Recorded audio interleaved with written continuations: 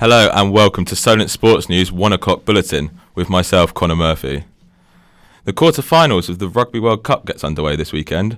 The highly anticipated game between England and Australia kicks off tomorrow at 8:15 UK time. The Lions came out on top of their group, beating the likes of France and Argentina to the number one spot. The main talking point is that Henry Slade replaces George Ford, with Owen Farrell moving to fly half. Look, he's disappointed, as we've got a number of other players in our squad of 31 who are disappointed, but George understands the role he has to play. Obviously he would have liked to have started, but he's coping with it well. World number one's Wales face an underperforming France side in the same side of the draw that sees hosts Japan and South Africa face off. The winners of the England game will face the victors of New Zealand and Ireland. The All Blacks can never be written off, but Ireland have found a purple patch of form. Into the Premier League, and it returns tomorrow after the international break. Southampton have faced a tough trip to the Midlands against a Wolves side. Saints, only staying out of the relegation zone due to goal difference, lost 4-1 to Chelsea before the break. Wolves sit in 11th, having beaten champions Manchester City 2-0 with goals from Adama Traore. One of the biggest footballing spectacles in Europe has been cancelled today. El Clasico has been postponed due to fears of civil unrest. The two Spanish giants, Real Madrid and Barcelona, were due to meet on October 26th. The clubs must agree a new date by Monday. Over to our football correspondent, James Walker, with more. 9 Catalan separatist leaders were jailed on Monday after 2 days of protest. There was talk of the game being moved to Madrid, but both sides disagreed.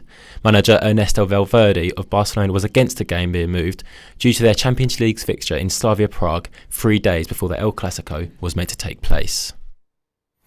Paul Pogba is in the news again.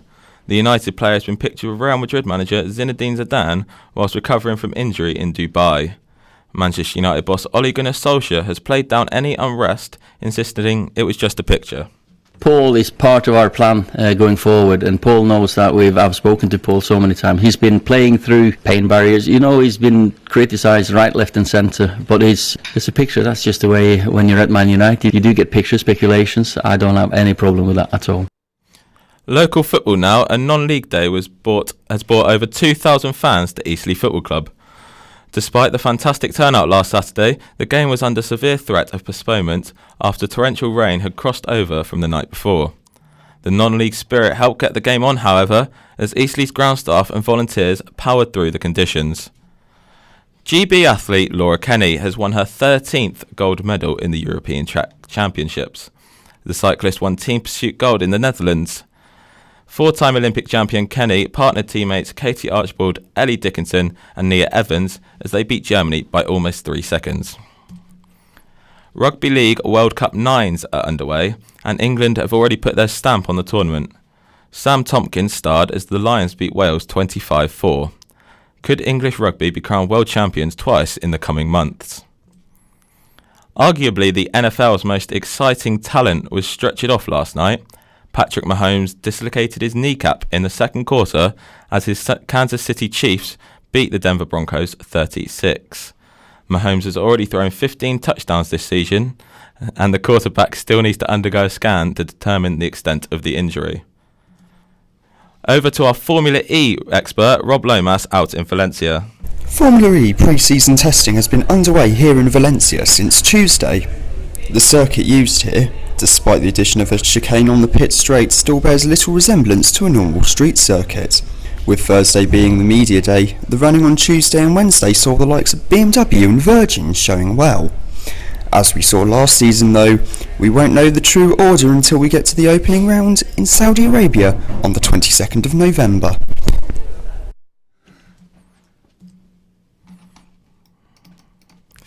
Andy Murray has advanced into the European Open quarter-finals.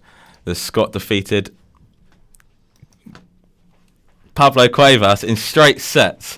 The two-time Wimbledon champion will play Romania's world number 2, Marius Copil, in the last 8. Victory would be his 7th ATP level tour win since returning from injury.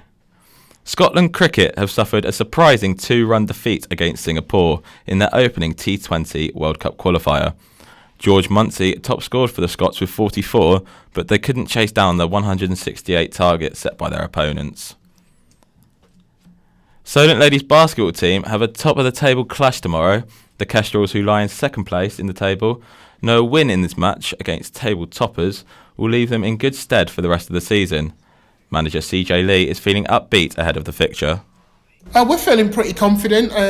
We've had 2 wins in a row, which gives you a sense of confidence that you're going in the right direction. We know that Anglia are going to be a really tough team. They've had 3 wins. They've been scoring a lot of points, so they're going to be really tough to slow down. But yeah, we've done our preparation and we're as ready as we can be, given that it's only week 3 in the season. In terms of the chemistry of our team, I feel right now that that's really good and it's going in the right direction. That's all from us for now. I'll be back in an hour. Remember, you can keep up to date on our website, solentjournalism.co.uk.